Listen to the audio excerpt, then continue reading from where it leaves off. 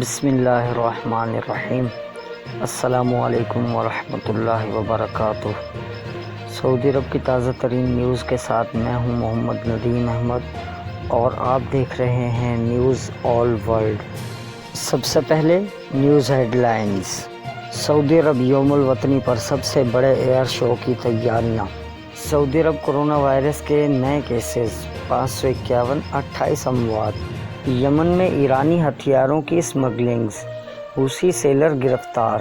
سعودی عرب الجوف میں مشرق وسطیٰ کی سب سے بڑی مصنوعی جھیل۔ سعودی عرب فوجی کی وردیاں بنانے کا لائسنس حاصل کرنے والی پہلی سعودی خاتون۔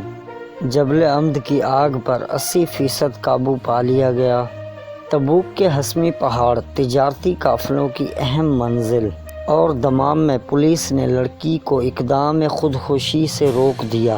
تو کیسی لگی آپ کو آج کی سعودی عرب کی تازہ ترین نیوز اپڈیٹ ہیڈ لائنز کے ساتھ؟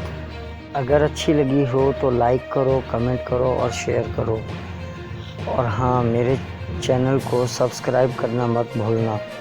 مجھے اجازت دیجیے، ملتے ہیں میری نیکسٹ نیوز میں۔ تب تک کے لیے اپنا خیال رکھیے گا۔ السلام علیکم ورحمۃ اللہ وبرکاتہ۔